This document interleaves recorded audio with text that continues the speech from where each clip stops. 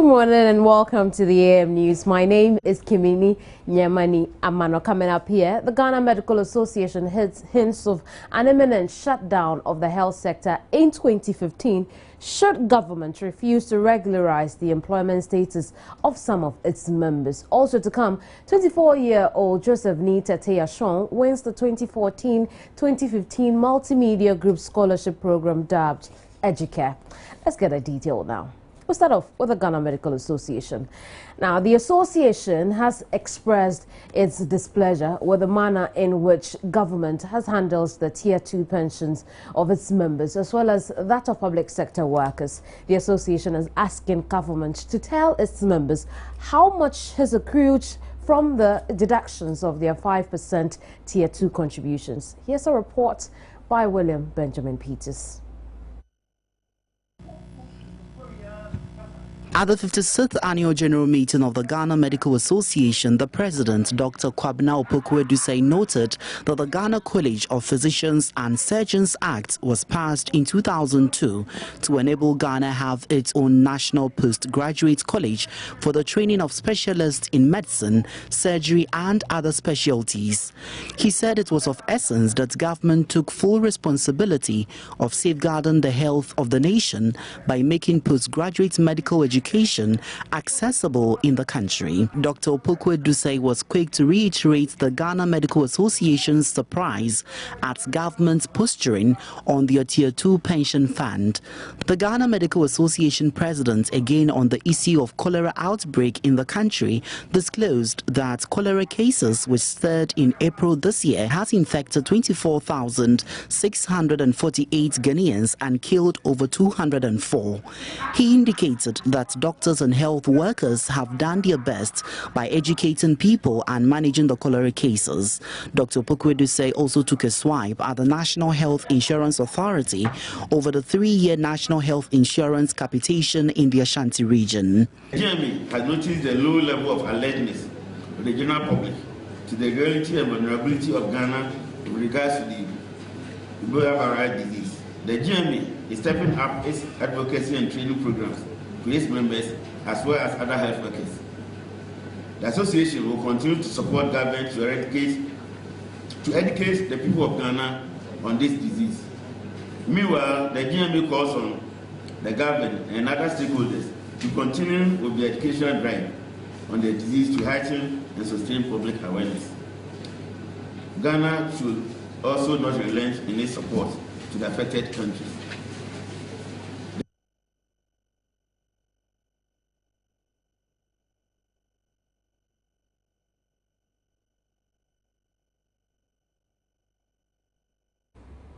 Healthcare delivery in the country could come to an early shutdown early next year if government fails to offer some members of the Ghana Medical Association with the Health Ministry and the Ghana Health Service a documented working condition. That is a warning from the Ghana Medical Association, who say they will consider themselves unemployed after June 2015 if their conditions of service are not documented. This was contained together with a wide range of issues raised in a communique at the end of the 64th Annual General Meeting of the Ghana Medical Association. Frank Srebo is the General Secretary of the Ghana Medical Association, and he has been speaking to Joy News. We work in the health sector, we don't have conditional service. Indeed, the only conditional service that people in the health sector have, which is not even written, is that when you die, you get 2 weeks of mortuary services free. And we think that this is unacceptable. So we think that we have come to the conclusion that we are going to give government up to the 30th of June 2015. That is a long time to sort this issue out, beyond which all doctors who are affected will declare ourselves unemployed and that we don't work for anybody. This is not a strike. We just decide that we are going off work and nobody can hold us accountable for anything. Some students of the Ashesi University in Accra have started an undertaking to turn the mindset of the youth against corruption. The group, New Era Africa, says it is hoping to get tertiary students to inculcate the anti-corruption spirit so they can become better leaders.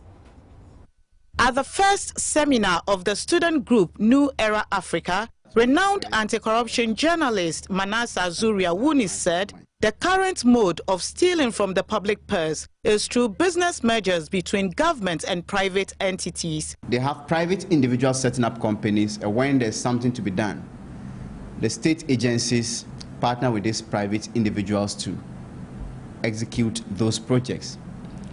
And I can say that is the biggest way or channel through which money is being siphoned now.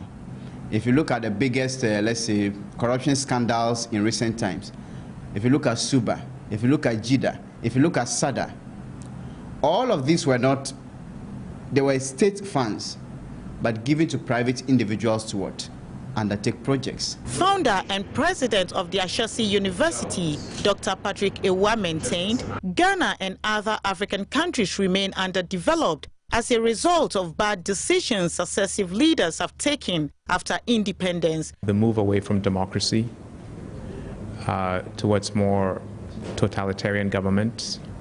The second was choosing a communist socialist economic system instead of a competitive market economic system. And the third was allowing corruption to flourish. And these three initial conditions shortly after independence in sub-Saharan Africa really held the continent back. I think that moving forward, the main thing we need to do is we need to empower citizens and use public monies for public goods and services. The student group said it was determined to churn out a generation of anti-corrupt leaders. It will be very prudent for us to focus on ourselves and look at how we can develop ourselves such that 20 years from now, if we find ourselves in that shoes, we'll act in the right direction as compared to what is happening at the moment. One of the key things that we are actually introducing is a NERA code. That is a new era code. It reads, "We pledge to internally uphold our moral and ethical values and lead in the right direction, especially when no one is watching." The speakers warned the greatest mistake is assuming only politicians are corrupt. Everyone, they said, must be responsible for checking corrupt practices in the society. The Minerals Commission is collaborating with the Ministry of Lands and Natural Resources to effectively regulate small-scale mining operations in the country. The regularization process is expected to create some level of sanity in the industry, which has been plagued by illegal mining activities. Under the new phase, mining operations will be streamlined into small, medium and large scale. A report by Mahmoud Mohammed Nurdi.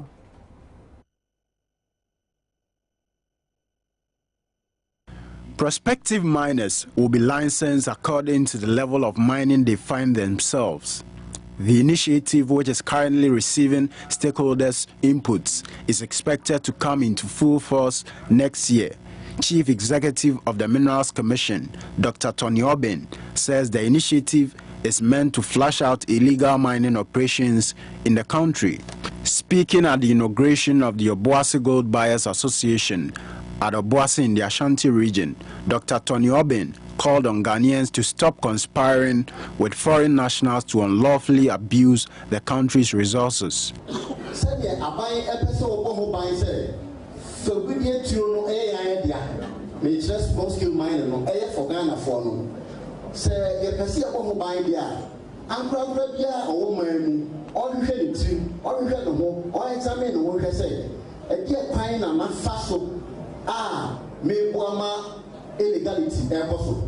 In 2013, small-scale mining accounted for 1.4 million ounces of total gold production in Ghana. But not all was sold through the Precious Minerals Marketing Company, PMMC. The Commission intends to introduce a new legislation to make it obligatory for every ounce of gold produced by small-scale miners to be sold through the PMMC. Currently, excavators in the country are not licensed because of the perception that they were imported purposely for developmental activities. The Commission has, however, dismissed this claim. Most of the excavators in Ghana are used to illegally exploit the nation's resources. As a result, the Commission will soon begin registering excavators and install tracking devices on them to monitor their movements. Financial Secretary of the Association, Valentin Opare, said the Obuasi Gold Buyers Association aims at contributing to the socio-economic development of the country. The members and the association, for that matter, have helped reduce unemployment by employing a number of youth in their business. Gone are the days when people usually say gold dealers are very useless people. They get money, they don't know what to use their money for. Deputy Ashanti Regional Minister Joseph Yamin advised the miners to stop spending money on luxury vehicles and invest in the sector.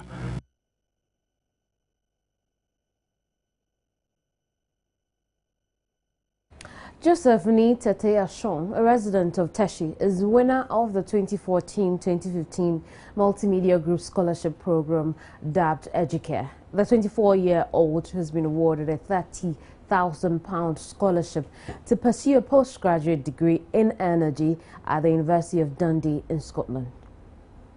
8 lucky individuals made it to the bidding for the scholarship process, but after a thorough examination by the judges, made up of 1 representative of Multimedia Group Limited, Go to School Abroad GSA, and the University of Dundee, the numbers dropped to 3. The 3 remaining contestants were given 2 minutes to deliver a presentation on what they can do to solve the issue of climate change as potential leaders. Questions were asked, the answers were given, marks were written down, calculators were fetched, and after 6 weeks of nerve-wracking moments, contestants battled their way out to win Season 2 of the scholarship. Ladies and gentlemen, the winner of the scholarship Season 2 is Mr. Joseph Tete Ashon. Put your hands together for Joseph Tete Ashon, winner of the scholarship Season 2.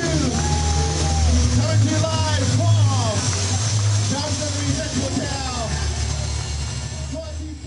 Joseph Tete, a resident of Teshi, walked away with a £30,000 scholarship to study a Masters in Energy program at the University of Dundee in Scotland. I want to thank Joy FM for this brilliant partnership. I think that is one of the best things to happen to graduates like me. I'm just an ordinary Ghanaian, 24, hopeful with dreams, and here we are today. I'm going to Scotland to study a Master's degree in oil and gas. I'm humbled and I'm grateful to God. And it's a message to every young person out there. No matter where you come from, no matter which part of this country you come from, no matter who your parents are, if you set your mind to it, if you fight out with determination, you can get to wherever you want. The judges said they have so much expectation of the winner, Joseph Tete Ashon. I expect that Joseph will first of all expand his own knowledge. You can tell that he's a young man who wants to learn.